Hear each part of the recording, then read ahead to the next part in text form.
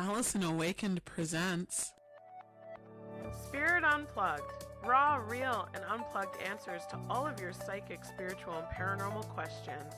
Hosted by me, professional psychic medium Allison Boswell, and my sometimes skeptical sidekick Nick. Hello, dear listeners. We are back. How jazzed are you for us to pick up where we left off on our last episode on Ouija boards?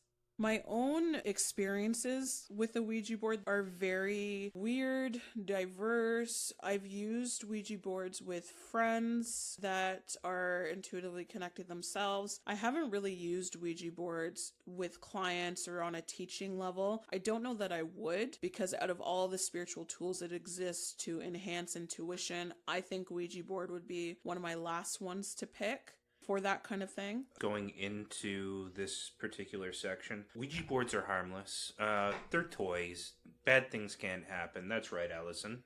Yeah, bad things can happen. When you say harmless, I'm like, ugh! Like harmless in terms of the fact that it's made out of paper or wood and plastic and glass. Like, yeah, it's harmless in that sense. But when you're seeking to connect in the spiritual, whether you're using a tool or a Ouija board or not, as soon as you're seeking to connect, you're opening a door. The tool can then expound and magnify the opening of that door. But the tool itself isn't the problem. It's the intention and the seeking out of the spiritual. My experiences with Ouija boards haven't really yielded a lot of strong results. But again, I don't think Ouija boards work for me. And that's weird to say. Most people would think because I'm a medium or because I'm gifted that Ouija boards work, but it's almost as if as soon as I touch one, there's no energy in it because the spirits just want to talk to me. And it's almost like I get laughed at by my own spirit guides, where it's like, like really? You need a Ouija board to do this? Why don't we just talk to you? Why are we using this middleman step here that's unnecessary? And as I said earlier, it takes the spirits a lot of energy to actually be able to move the board. But the times that I have had the most success is usually when I'm not with anyone that's skeptical. As soon as I'm with someone who's skeptical, not that it's their fault or their problem at all. I love skepticism. I think it's healthy to be skeptical. But as soon as I'm with them, it's like it slams a door for me. Even in my own energy as connecting as a medium, it slams a door for me. So then a Ouija board, which likely wouldn't work for me anyway, especially doesn't work for me in that sense.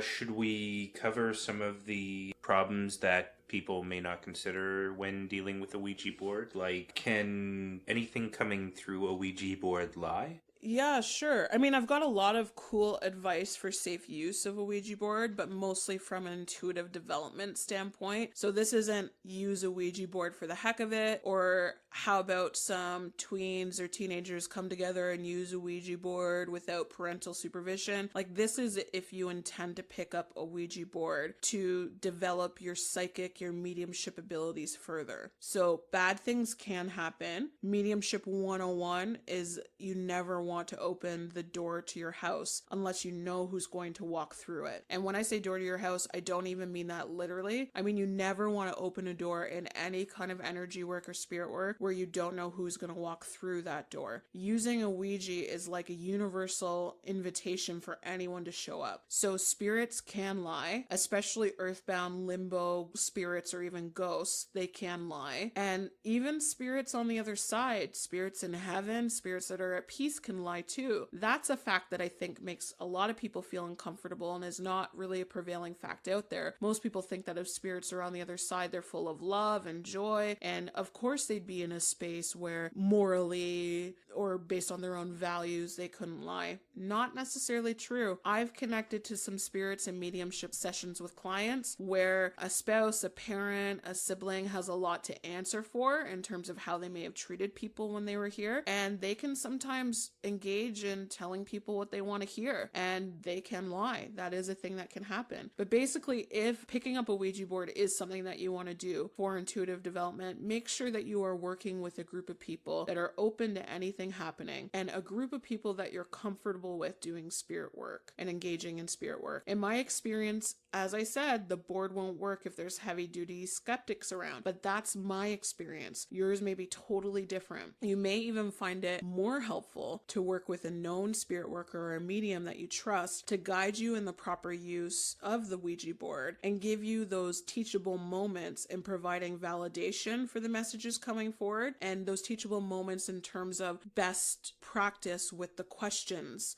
and the answers that come forward. You want to take the session seriously. Try not to joke or laugh about it. I know that that's hard because the laughing thing is something that happens when you're uncomfortable. Like if you're at a funeral or if you're anxious at all, the laughter can kind of bubble up out of you, but try to take it seriously while it's happening. And you know what? That just makes sense. I mean, whatever spirit or entity is coming forward, you want to show it respect. If you can just put yourself in their place, you wouldn't feel very respected if you are coming forward in kind of a serious capacity and people are laughing and joking and not taking it seriously. And on another point, the spirits and anything to do with the other side, they're not there for your amusement. Best thing to do is just treat them how you would want to be treated and leave it at that. Absolutely. There are a whole host of ethics involved when engaging in spirit work, and one of those is absolute respect for the spirits being called forward, especially if the spirits being called forward are family members. They have had their own life, they have had their own trials and tribulations. The act of dying and the act of getting to the other side or even being stuck in limbo is traumatic in and of itself. So be mindful of that when going into a session. And what's most important is to have a clear intention. Who do you plan to call? Is this someone you or someone in the circle knows? Do you have objects or photos of the people that you plan to call? And the reason why, for me, clear intention is non-negotiable is because the clearer your intention, the more specific the results are that you may yield. So if you want to connect with your grandmother, for example, make sure to focus on your grandmother. Have her photo or an object that she used or loved around you. You can call to her and ask her specific questions that you feel that only your grandmother would know. Maybe you want to sit in meditation before the session, or maybe you want to have that silent conversation in your head towards your grandmother and ask her to show up for you. If at any point, though, you feel like it's not the person you intended to call coming through, so it's not your lovely doting grandmother that's coming forward, shut the session down ASAP. Because if you're looking for your grandmother, as I said, spirits can lie. A spirit could come forward and pretend to be. That's why you want to ask questions that you know only she would know. And another thing to mention, if you have a spirit that you think you know come forward and they start saying hurtful things, or I don't know what could happen, but just keep in mind that maybe your granny is not just being mean, or you don't necessarily need to take it personally. It could be something trying to be spiteful. Yeah, it could be an entity that's wearing the mask of your grandmother just to access the circle. But with a more vague intention, you're going to get vague results, and you're going to be fishing in that pool of those more hurtful trickster spirits that want to try to get a rise out of you because it's entertaining to them that there's this group of people coming together to try to communicate in spirit. So maybe putting the all is welcome sign out there is not the best idea? Absolutely. I actually like to think of it as the bat signal because I'm a total comic book nerd and I'm a DC Universe girl. So in my mind, if you send out the bat signal where anyone can see it, who's to say that it's Batman that shows up? That's one thing actually I was always curious about with how things worked in Gotham. When the commissioner would put the bat signal up, wouldn't that just give a sign to all the villains in the area where it's like, hey, Batman's about to show up because he's been called? Yeah, it's just crazy to me. So if you put out that signal for anybody and you let everybody know who you're looking for, that's why I say bat signals, because you're looking for Batman, but everybody sees it. And who's to say somebody can't just pick up a Batman costume from the local costume shop and show up as, low budget Batman? Who's to say that that can't happen in spirit? Right? So the more clear your intention and the more energy that you put into and feed into your intention, the more likely you will get the results that are a little bit more specific to what you're looking for. Make sure that before the session, though, you're doing whatever you need to in order to feel calm and grounded and protected going into the session. The session itself will reflect whatever you bring into it. So if you're afraid, you're opening the door to fear. If you're skeptical, you are closing the door before anything can actually come through to speak with you. And if you're in doubt, you're going to get less clear messages and be confused about what's happening, because your doubt will breed other doubt and will create that lack of clarity. Be aware of the randos, the transient spirits, the tricksters. We've alluded to that before. If the board starts acting erratically, like going to random letters or numbers, a huge sign of this, and this has happened in a lot of my sessions that I've done, is whether the pointer actually starts going sequentially through the letters or numbers, either forwards or backwards. If that happens, if the pointer starts going from A, B, C upwards, or from Z backwards, or from 0 to 10, or 10 to 0, shut it down. Shut the session down right away, because that's a spirit that's just kind of effing with you, quite honestly, and trying to get a rise out of you. It's really creepy, because when I mentioned this to Nick earlier, he's like, yeah, so if the board starts counting down from 10, you don't want to get to 0. Hilarious. I love that. Make sure to open the session with intention. Close the session by forcibly moving the planchette to the goodbye phrase and telling any spirits to leave or move on. That's the polite way. If you don't feel like asking them to leave and move on, and you actually had one of those randos show up in your session, maybe you tell them to like leave your property, or you tell them to F off. I know that that sounds extreme, but sometimes I find that people who talk to me about these spiritual experiences can be overly polite because they're so aware of the ethics of being respectful to spirits. But sometimes spirits are just belligerent, and you have to go straight to that F off mode. When the session is done, do whatever you feel is best to feel good leaving the session. That means if you need to engage in protective work or clearing work, do it. If you're used to burning dried herbs or incense, if you're used to using crystals, then use those tools in order to feel like the area is cleansed and clear of the energy. Cleanse and clear the board if you need to, and yourself or the participants, or in best case scenario, call on your friendly neighborhood trusted medium or spirit worker, and they can help to cleanse and clear the environment for you, or they can tune in to see if there's any kind of quote unquote leftovers from the session. Just something to add in there. If you subscribe to maybe a Christian background, maybe a little holy water or doing the sign of the cross might be your speed. And an accessory to that,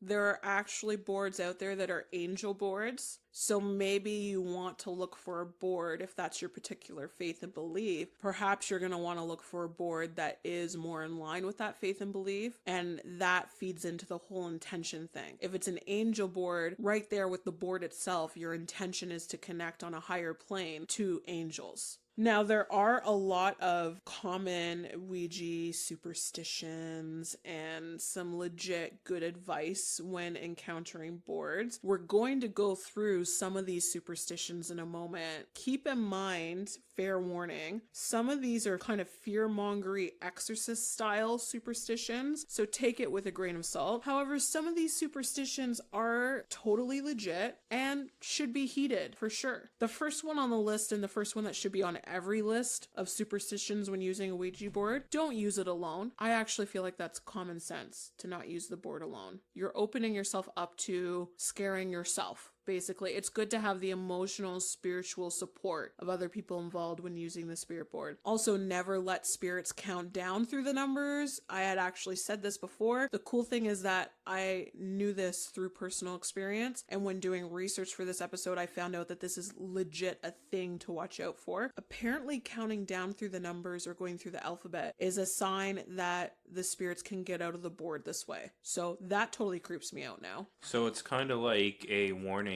that the spirits are trying to pry through into being able to haunt the house, or... Yeah. I mean, using the board opens up a channel and funnel of energy where the messages and the energy's kind of anchored to the board. So when they say, quote unquote, getting out of the board, I think... Maybe using the board as a portal, if you will? Yeah, using it as a portal to get out of the board and be more so tethered to your house or to a person in the session. In addition to that, if the planchette goes to the four corners of the board, it means you have contacted a quote-unquote bad spirit. I don't know that that's true. I know that I have had in sessions the planchette moving to the four corners. Sometimes the four corners have like symbols or pictures in them, like a sun, a moon, different things. I've had boards where the four elements are in the four corners, but again, it's that idea of making the same pattern over and over again, or basically there is no effort to volunteer a message. They're just kind of toying with you at that point. If the planchette falls from the board, then apparently a spirit will get loose. I don't know about that. I think sometimes things happen. You could knock a planchette off a board. You could be using the board on an unstable surface. Who's to say that that's necessarily true? If the planchette repeatedly makes a figure eight, this is kind of like that alphabet letter thing in the four corners thing. That can be a sign of a quote unquote evil spirit that's in control of the board. The figure eight does remind me a lot of trickstery kind of behavior. So I wouldn't necessarily say evil spirit so much as, again, if they're making no effort to actually have a conversation, get out of Dodge ASAP. If you should get an evil spirit, quickly turn the planchette upside down and use it that way instead. That one was kind of weird to me because, like, how would you use the planchette upside down? These planchettes are designed, I mean, the old school ones kind of had felt underneath the 3 feet on them, but they're kind of designed to only work in one way, where it glides smoothly on one side. And how would that counteract having a harmful spirit? I don't understand the logic. Yeah, I don't understand the logic either behind that one. But again, that's why this is a superstition, you know? And hey, maybe you have an idea of what the lore is behind that. So you can always send us an email with maybe some knowledge that you have. Absolutely. We'd love to hear it. The board itself should always be quote unquote closed properly, or again, those quote unquote evil spirits will stay behind to haunt you. I agree with that. I feel that if you open a session with anything spiritual, paranormal, intuitive, you should always bookend close the session. Otherwise, energetically, it's leaving something unfinished. So it's putting an intention out there with a ... and waiting for that response text message on the screen to come forward instead of ending the conversation and the communication right then and there. Never use the Ouija when you are sick or in a weakened state. This may result in possession. Dun dun dun. I don't know. I mean, like, there's one word I want to use for that particular superstition, and it's drama. You probably say that word better than I do, Nick. Drama! Oh God, I love you.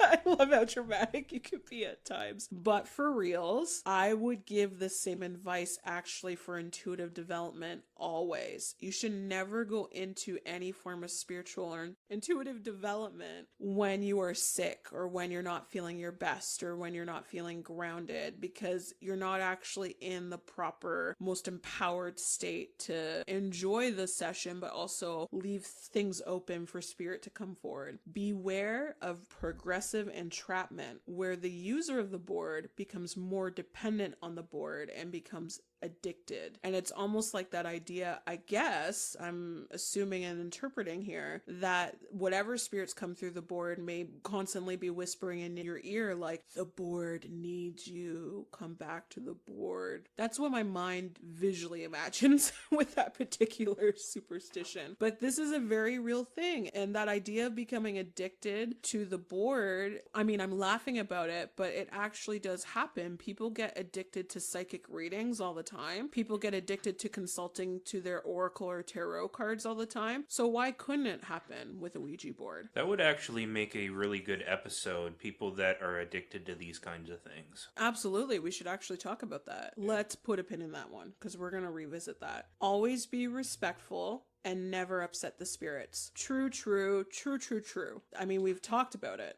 Be respectful when engaging in any form of spirit work, because if someone who was alive was trying to engage with you, would you not want them to be respectful of you when talking to you? It's just kind of, to me, after this many years of professional psychic medium work, this one's common sense, but it should always be adhered to. Never use the Ouija board in a graveyard or in a place where death has occurred, or you will call quote unquote evil spirits. This one could be true, I guess. You know, in my experience, spirits can be attracted to what I would call energetic hotspots. So it's always better to be safe than sorry. And for me, energetic hotspots can be graveyards, places of death where there was a murder or a suicide. But because there's such polarizing emotions surrounding those spots, more spirits that are stuck in limbo or more spirits that are the earthbound ones can sometimes gather in those places. So theoretically, will you call an evil spirit if you use the Ouija board there? Maybe, maybe not, but you're increasing the likelihood of that happening because you're going to have a larger population and subsection of spirits that may tap in and tune into the wavelength of the Ouija board as it's being used. Sometimes an evil spirit can permanently inhabit a board. When this happens, no other spirits can use it. That may be true, but I think we're now treading into haunted object territory where that may be true for a Ouija board, but couldn't that be true for like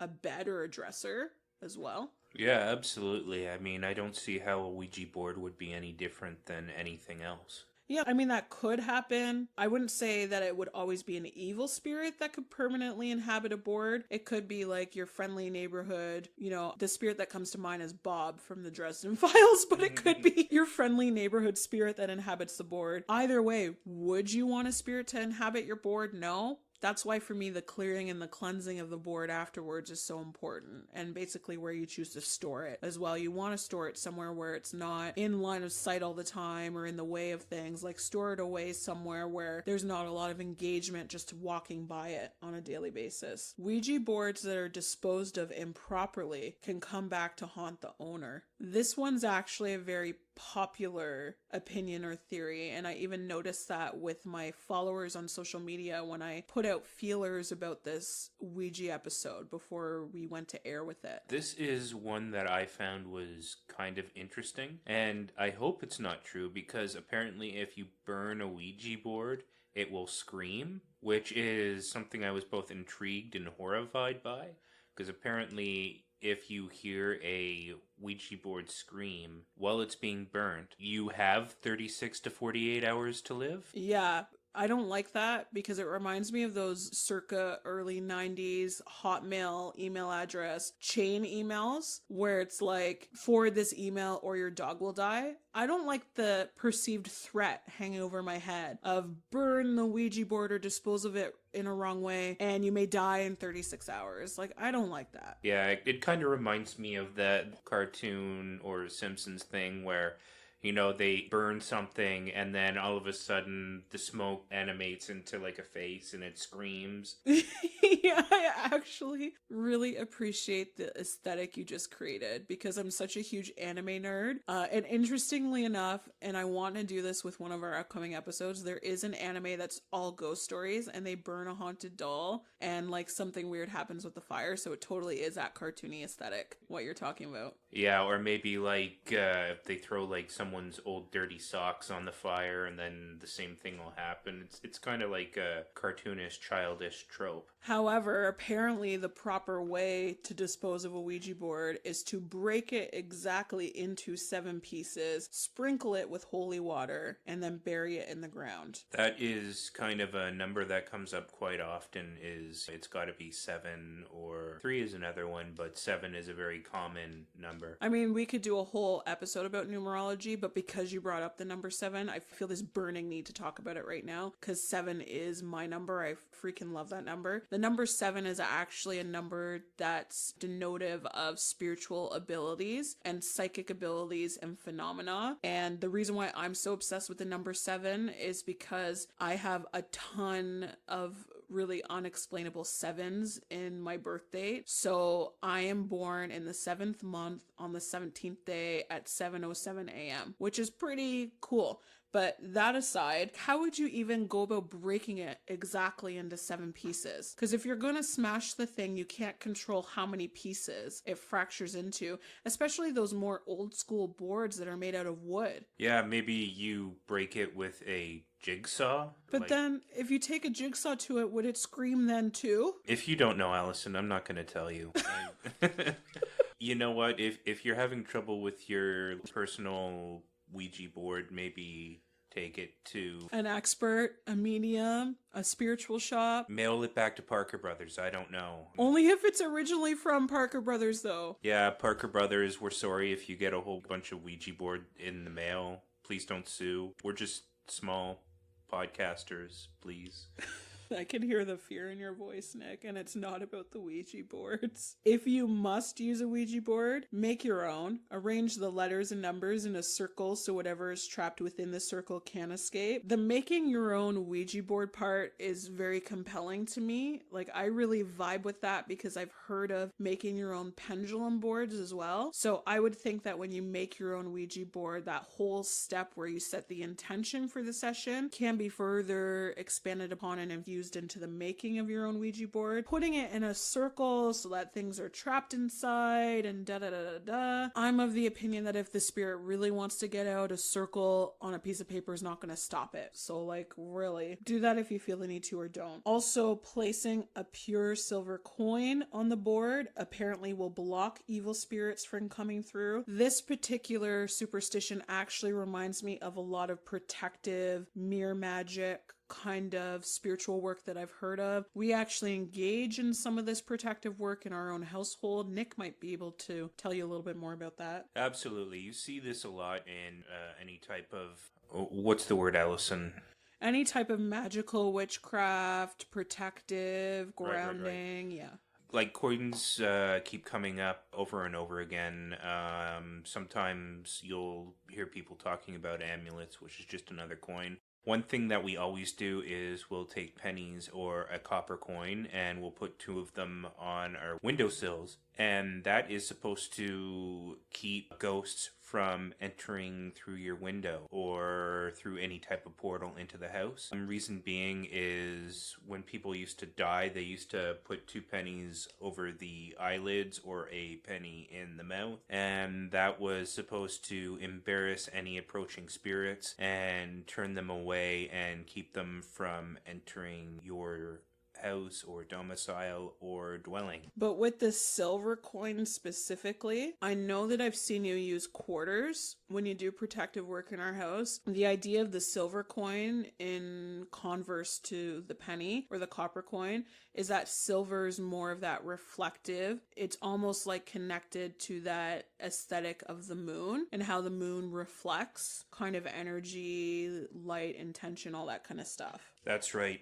The phrase that's used in that kind of work is return to sender. Return to sender is kind of like a commonly used phrase for reflecting anything back that's coming at you. Any type of harmful thoughts or feeling, as it were. So it's kind of like the I'm rubber, your glue type of spiritual or esoteric work. So for me, this particular superstition of placing that silver coin on the board to block evil spirits, given that we have predisposed knowledge and have actually used that particular tactic in spiritual work before, I'm maybe going to put my rubber stamp of approval on this particular superstition because there is a lot of mythology and lore and historical practice surrounding the use of coins. I would say it would be fairly difficult to find a pure silver coin this day and age. We've given some other examples like pennies and quarters. Use that kind of tidbit if you care about the superstition and the lore. Don't feel like it's a necessity though. There's a lot of ways to protect, and this is just one of the many ways to protect. Never leave the planchette on the board when you aren't using it. This one seems like common sense to me too, because it's like asking for trouble. If you leave the planchette on the board and it's displayed openly somewhere, maybe you're walking by the board and that planchette is never in the same place. Like, I just wouldn't want to open the door to something like that. Yeah, it kind of opens it up to maybe, like, question whether you're getting a false positive. Like, you look at the board and you remember seeing that it was on the yes part of the board and it's been maybe moved to no. You can never be quite sure. And that could also open you up to maybe having any passerby spirits try to make their way through. Maybe you'll look down and the planchette will be on 1 and you weren't there to stop it. Who knows? But going back to ideomotor theory, like to give the devil's advocate other side and the more skeptical side and point of view, if you're constantly mentally, even on a subconscious level, engaged with that spirit board and watching to see if that planchette moves, whether you're using it in a session or not, you could theoretically be laying down the groundwork and the framework in your own mind to expect certain results out of it. The final superstition that we're going to go through before we move on to some amazing creeptastic Ouija stories submitted by our followers is never ask a Ouija board about God, when you're going to die, or where gold is buried. That just kind of goes back to be respectful or take the session seriously. Imagine if you are a spirit and you're trying to come through. That is going to kind of be offensive. It's like going, yeah, we understand you have problems. Tell us where there's gold. Tell us about God. No, it's kind of like a two-way thing where you're trying to maybe get answers or communicate with someone who really wants to have a serious conversation, and you get a whole bunch of ridiculous questions. There's even more to it for me than that, because be careful what you wish for. A huge proponent of even using and engaging in a Ouija board and spiritual communication is that you may be putting out that bat signal for the randos, the transient spirits, or the tricksters that want to use this opportunity to manipulate the session or to bring forward their own motives. Ask a question like, does God exist? When am I going to die? You're kind of dangling the bait for one of those energies to come forward, grab on, take hold, and run with it. So why give the ammunition to spirits is kind of my opinion. All of this stuff is spooky enough on its own. Why make it more spooky? Respect aside, why up the ante in terms of like how fearful this whole experience can be? I am totally living for this Ouija board episode so far. I actually think I have fallen more in love with Ouija boards after doing all of this research and having this compelling conversation about it. It makes me want to use one, and I would honestly say I don't think I came into producing this episode with this strong desire to use one. But Nick, would you use one with me? Are you even open to that? Yeah, I'm open to pretty much anything. Oh, guys, we may be using a Ouija board in our future. If we do, we'll make sure to include it in our behind-the-scenes content for all of our followers over at Patreon. Now it's time for some creeptastic Ouija stories submitted by our followers on various social media. This first story comes to us from a fellow named Frank, and I have dubbed this story Traveler from Beyond. I often use a Ouija board with friends. Usually someone would write down the letters and we'd have Google Translate on standby to validate any information and see if any messages came forward in another language other than English. On one particular night, we were talking to someone who kept saying Bible over and over. We asked, "When did you die?" And they answered with a specific date. We then asked, "How did you die?" And the spirit answered with some words we didn't quite understand. However, when we put some of the words into Google Translate, they were the Turkish words for lake, crash, and the name of something called Marimas. After a little while of spelling just some random words with no meaning, we all started to feel very tired. So finally we asked plainly if the spirit was in heaven and happy. The planchette moved to the word yes. We were also curious about the spirit's motives and intentions. So we asked, "What is your reason for speaking to us?" This is when the planchette very intentionally spelled out the word Bible again. At this point, we said goodbye to the spirit, as we were all starting to feel incredibly drained from the session. Out of curiosity though, after the party was finished, I googled the words given to us. It turns out, in the year provided, there was a bridge collapse over a lake in Turkey, near the town of Marmaris. So interestingly enough, Frank actually, in accessory to this story, submitted a link to a news article. And the news article details that 24 people were killed and 10 were wounded in a tour bus crash near the tourist and holiday town of Marmaris in Turkey. The bus actually toppled over, fell 15 meters down a cliff, and hit a car on a mountain road. Now, the link to this full news story is available in the description of our show, so you can check that out to learn more. What are your thoughts about this story, Nick? I think it's very curious. I'm actually wondering what the spirit meant by saying Bible over and over again. I like to think that maybe they were connected to a name that would be in a participant's family Bible. Who knows?